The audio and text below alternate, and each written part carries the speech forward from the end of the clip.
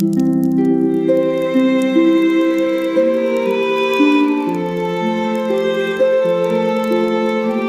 was not born into the golden cradle of royalty, nor did she arrive with vast armies or immense riches at her command, but rather she was a simple orphan raised in the dust of exile, a foreign girl living under the iron rule of the world's most powerful empire. Yet she was chosen not by chance, nor by her stunning beauty alone, but she was positioned by a divine purpose hidden behind the high palace walls for such a time as this, a time when the fate of an entire nation would rest solely upon her young shoulders. While the powerful kings drank deeply from golden cups and the nobles plotted in secret shadows, a quiet and unseen battle was brewing, one that would not be fought with sharp swords or swift chariots, but with fasting, faith, and the bravery to speak truth. Her name was Esther, and this is not merely the story of a queen, but the story of how God saved a people through the most unlikely of heroes, demonstrating that courage often whispers before it roars in the halls of power and changes history forever. In the days of King Xerxes, who ruled over 127 provinces stretching from India to Ethiopia, his power reached across the known world. And from his throne in Susa, he reigned with absolute authority and unquestioned might over all. Tonight we celebrate the endless riches. To display his greatness, Xerxes held a lavish feast for 180 days, inviting nobles, princes, and military leaders from across the empire, where gold goblets and royal wine flowed freely, showcasing the immense wealth of the Persian kingdom. When those 6 months ended, the king opened the palace gates to everyone in Susa, hosting a 7-day banquet in the garden courtyard where wine was served generously with no restrictions, allowing the common people to taste the luxury of the royal court. Go to the palace. Meanwhile, Queen Vashti hosted a separate feast for the women inside the palace. But on the 7th day, when the king was merry with wine, he made a prideful demand that Queen Vashti be brought before the guests, wearing her royal crown to display her beauty. Vashti refused to parade herself before a drunken crowd, wounding the king's pride deeply, for his own queen had publicly defied him, leading the enraged and humiliated Xerxes to turn to his wise men for advice on how to handle this unprecedented rebellion. One advisor, named Memucan, warned that her defiance would spread, saying all women will hear of this and dishonor their husbands, urging the king to remove Vashti and issue a decree throughout the empire that every man should rule his own household with authority. The king agreed, and a royal edict was sent to every province in every language, and Queen Vashti was dethroned. But little did they know that God's unseen hand had just begun to move, setting the stage for a new queen to rise from the shadows of obscurity. As time passed, King Xerxes' anger faded, and he began to reflect on Queen Vashti, her beauty, her bold defiance, and the decree that banished her, realizing that though the law could not be undone, King, her absence lingered like a ghost in the royal halls. By striking here, we secure the passage and... Sensing the king's mood, his advisors proposed a solution. By striking here, we Let secure the beautiful passage young and guarantee virgins the be submission brought of the... from every province, and after beauty treatments, the king can choose a new queen to replace Vashti, ensuring the throne would not remain empty for long. The king agreed, and messengers were sent across all 127 provinces, and young women were gathered from every corner of the empire, from India to Ethiopia, brought to the citadel of Susa to undergo brave, the year-long Esther. preparation Do not reveal for your the king. heritage yet. The king. Among them was Hadassah, Do not reveal known by your her heritage Persian yet. name Esther, The king Must a hear the young truth from Jewish you when the orphan time is raised by her right. cousin The Mordecai, musicians a are Jew playing living in beautifully Susa today. who had taught her to fear God Yes, and the strictly baths are keep her finally true warm enough. identity hidden The in a musicians foreign are land playing that might not beautifully welcome today. her people. Look at Esther them, was taken to the adorned palace in jewels. and placed under Yet Haggai, It is the your keeper of the quiet women, grace that truly and immediately shines. she stood out not by demanding luxury, but through humility and grace, causing God to give her favor in everyone's eyes, Aren't they exquisite? especially the keeper Do of you the think women. the king will prefer the Tyrian purple or For 12 months, Esther, like all the women, was prepared for her one appearance before the king, undergoing beauty treatments with oil of myrrh and perfumes. Yet she relied on her inner quiet spirit rather than outward adornment to define her presence. When her time came, she entered the king's presence with quiet dignity and strength. And when Xerxes saw her, he was captivated, for the king loved Esther more than all the other women, finding in her a grace that far exceeded the others in the hand. The realm. He won her favor, and he placed the royal crown on her head, making her queen in place of Vashti. And a royal banquet was held in her honor. A holiday was proclaimed, and gifts were sent across the empire to celebrate the coronation she is of the going new to queen. see the king without being summoned?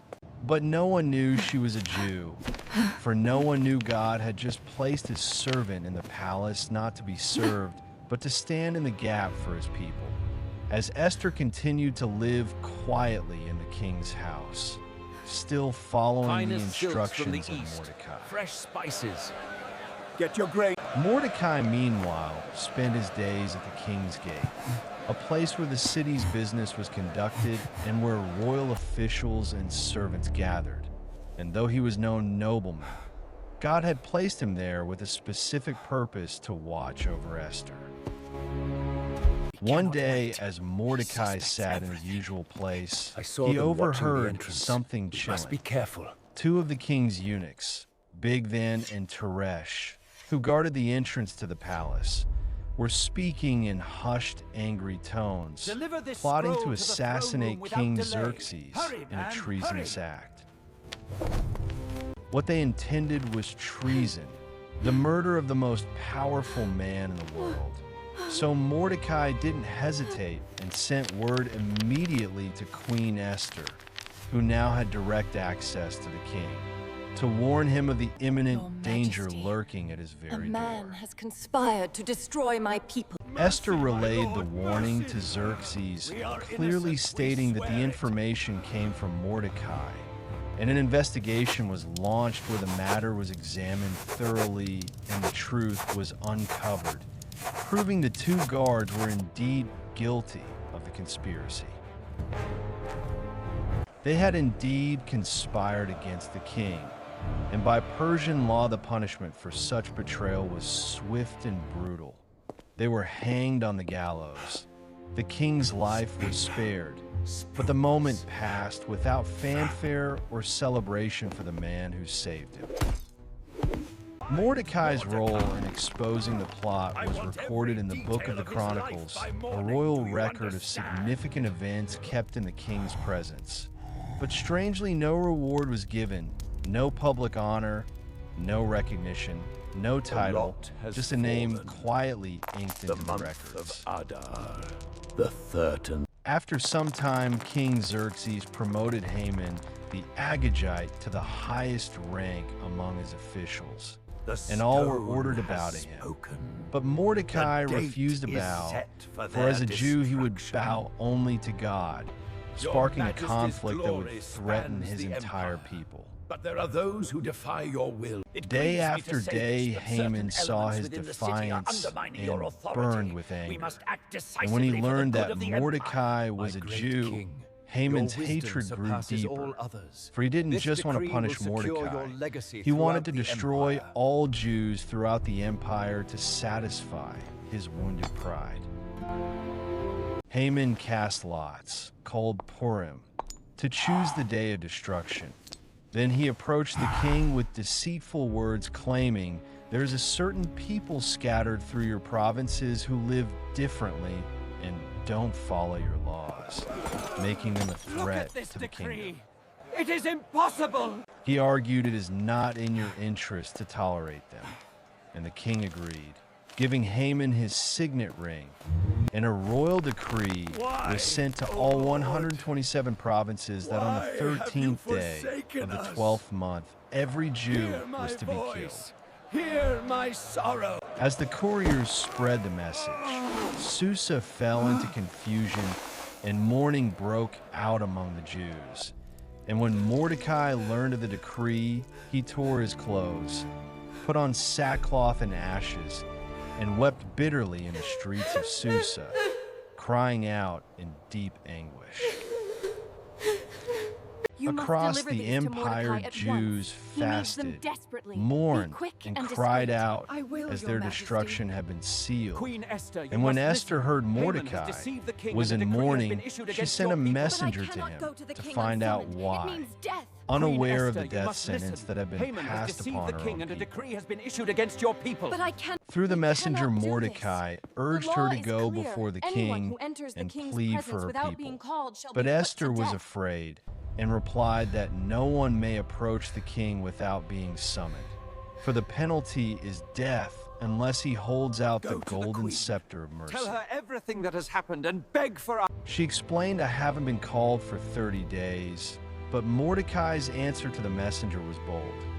Do not think you will escape in the palace, for if you stay, silent deliverance will come from somewhere else, but you and your family will perish in the end. Go, gather all. And who knows, Have mercy on perhaps us, you were made Lord. queen for such a Hear time our as this." cries in this Esther's darkness. fear gave way to faith, and she replied, If I "Go perished, gather all the Jews in Susa and fast for me for 3 days.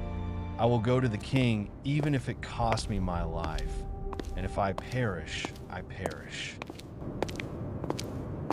On the 3rd day, dressed in her royal robes, Esther courageously entered the inner court of the palace, and the king saw her standing there and extended the golden scepter toward her, signaling his favor and allowing her Do to not be approach the afraid, throne Esther. without fear I of death. extend the golden scepter to With relief and Your hope, presence Esther touched honors the the tip of great the scepter. king.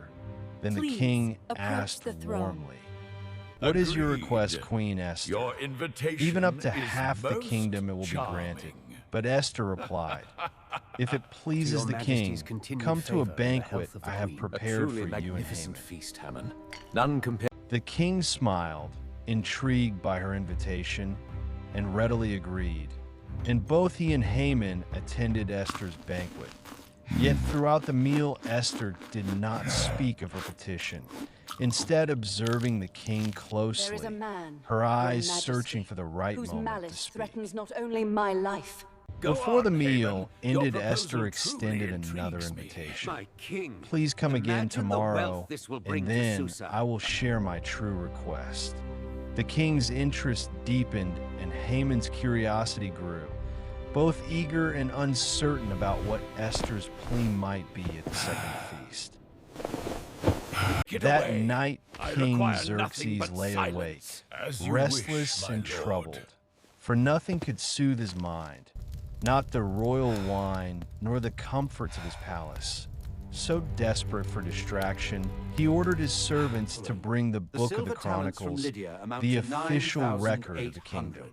Recorded by Tithiphanes, second. As and the grain scribes was read, delivered to the storehouse king's on the eyes 5th caught a day. long-forgotten entry, Stop the reading. Mordecai's Look at that name, passage again. and the record told how Mordecai had uncovered a plot against the king's life, an act of loyalty that had saved Xerxes from Explain to me why assassination, my orders but were had not never been followed. Where are properly the reports rewarded from the by the front? crown. I will not tolerate this failure. Speak now. Deeply moved, Xerxes asked his advisors what honor or recognition has been given to Mordecai for this. And the advisor replied, "Nothing has been done for him." The king sat in thoughtful silence, wondering how such loyalty could go unrewarded in his own kingdom. At that very moment, Haman entered the palace, intending to ask the king for permission to hang Mordecai on a gallows he had built. But before he could speak, the king summoned him in and asked, "Haman, what should be done for the man the king delights to honor?" Your throne shall... Puffed up with arrogance, Haman imagined the king meant him. So he responded with a detailed plan.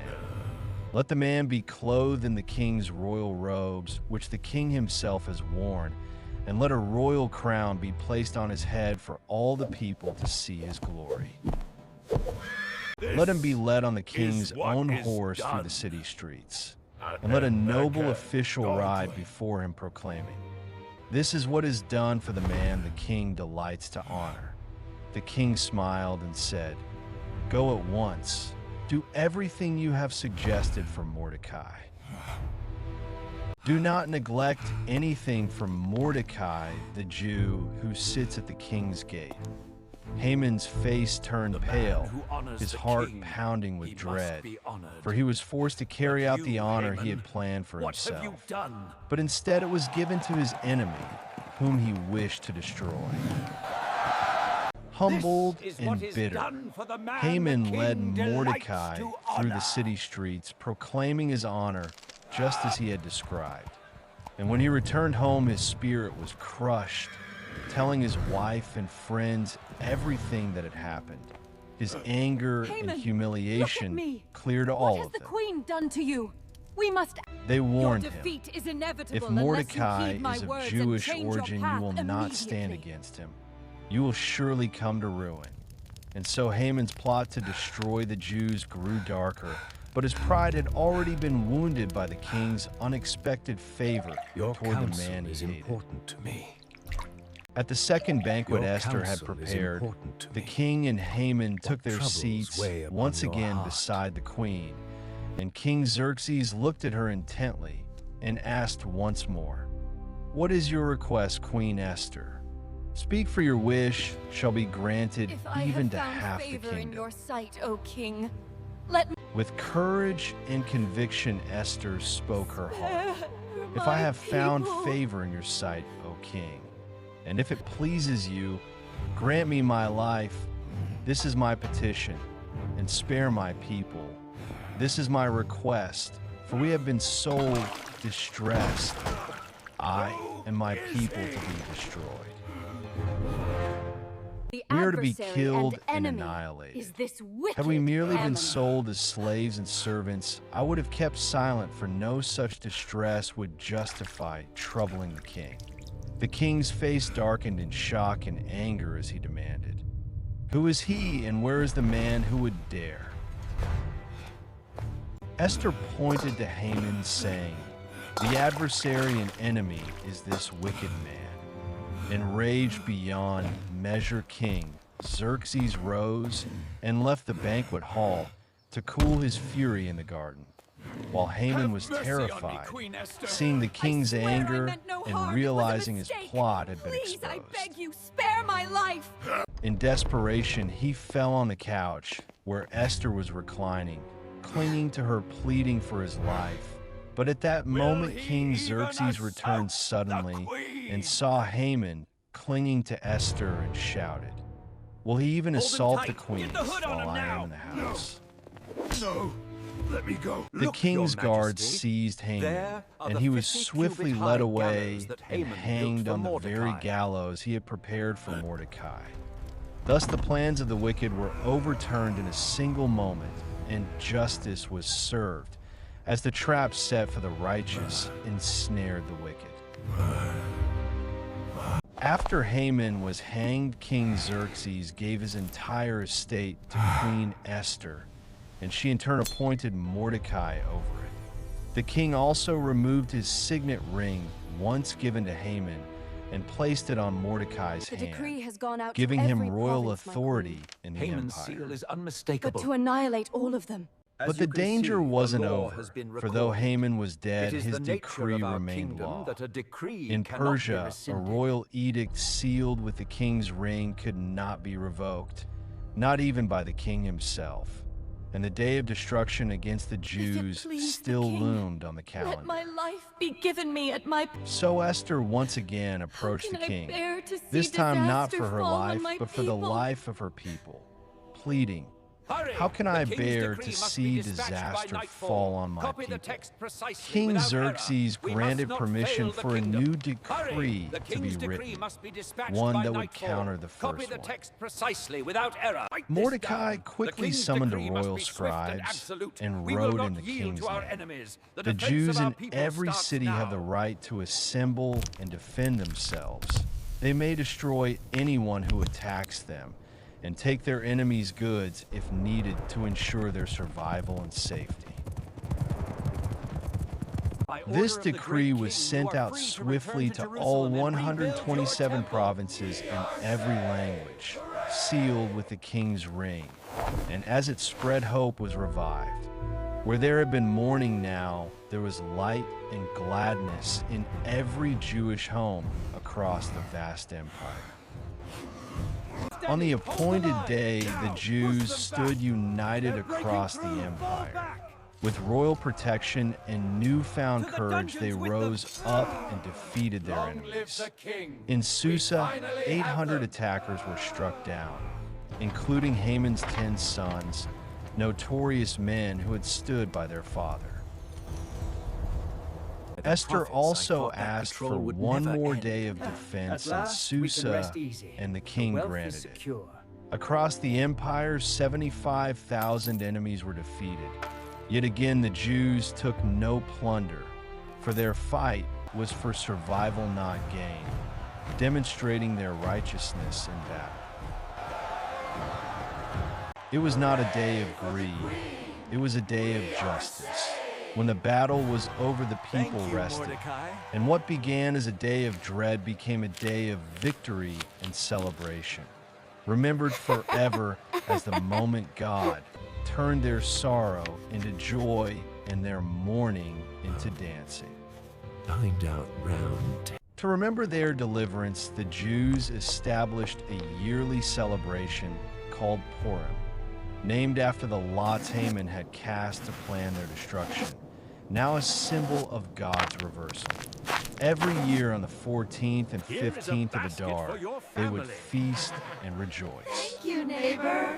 It is so good. They send gifts to one another and give generously to the poor, marking a day that was once marked for death, but became a day of life. Mordecai was honored throughout the empire, clothed in royal blue and white, second only to King Xerxes in power and influence. The future we build together. But it wasn't his power that made him great.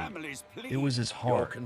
He sought the good of his people and spoke peace and truth to all, acting as a shepherd to his nation within the foreign land, ensuring their safety and prosperity for the generations that would follow. And though God's name is never mentioned in the entire book of Esther, his fingerprints are everywhere, in every twist, every risk, every rescue. What was meant for destruction, God used for salvation, weaving a tapestry of redemption through human choices. The story of Esther reminds us, even when God seems silent, he is never absent. Even when the odds are against us, he is already at work, positioning his people in the right place at the right time to fulfill his sovereign will and protect those who call upon his name. Perhaps you too are where you are for such a time as this, not by accident, not unseen, but chosen, positioned, and called, because the God who reversed the fate of a nation still writes stories of redemption today, and yours could be the next chapter in his plan. If you find any of these videos interesting or enjoyable, please consider subscribing. These take a long time to make, and it really helps out. Thank you for watching, and may you find the courage to stand for truth in your own life, just as Queen Esther did in hers.